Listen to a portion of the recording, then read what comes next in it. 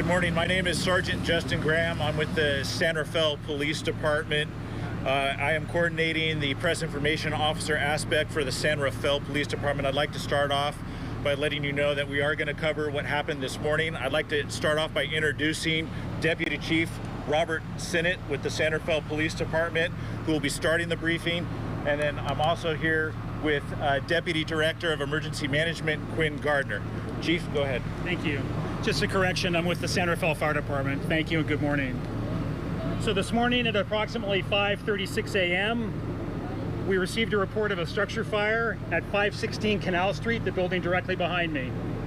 Upon arrival of the first units, who were just stationed a few blocks away, this building was well involved in fire. The mission of the first units arriving was saving lives, making sure everybody was out of the building. We have about 19 units here in this three-story building, approximately 50 residents. San Rafael Police Department was instrumental with assisting with evacuation. They were here prior to our arrival and continued to arrive after we arrived as well.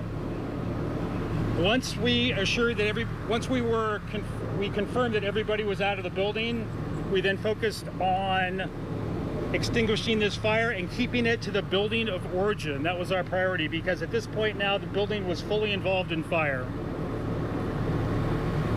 We have approximately 8 civilian injuries, 1 immediate, 2 delayed, meaning not serious. The others were minor and not transported. It took approximately 1 hour to control this fire. Crews will be on scene for several hours to ensure complete and total extinguishment.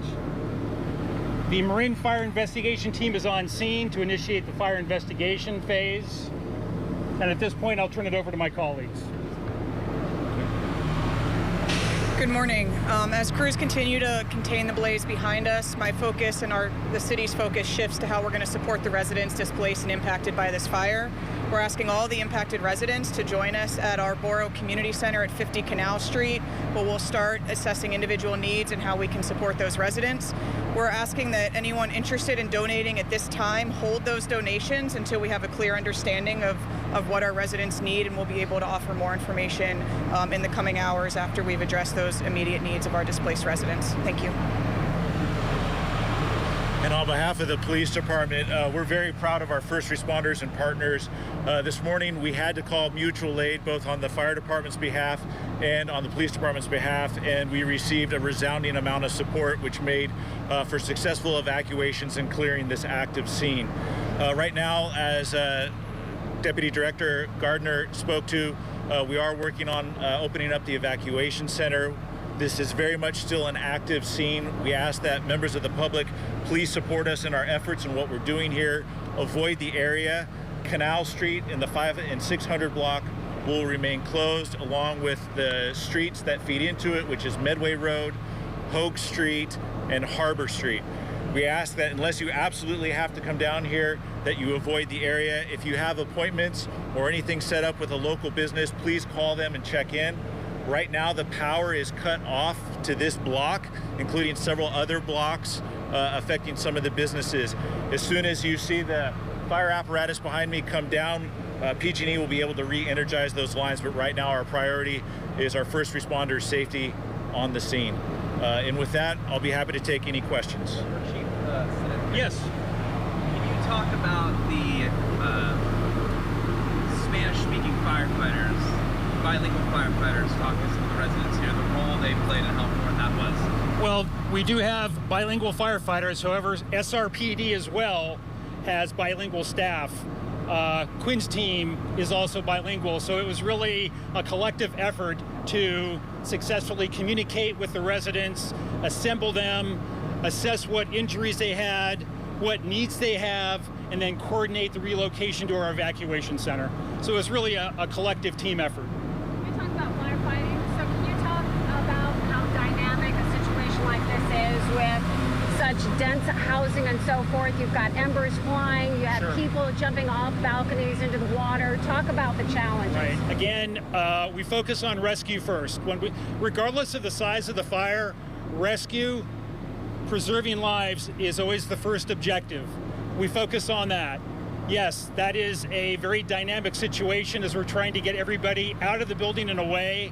Then we focus on firefighting. In a case like this, the building was well involved in fire, so the first objective is keeping the fire contained to the building of origin, not allowing it to spread to adjoining structures.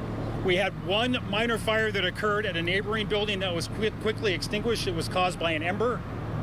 However, the firefighters were very successful in keeping this fire contained to the building of origin.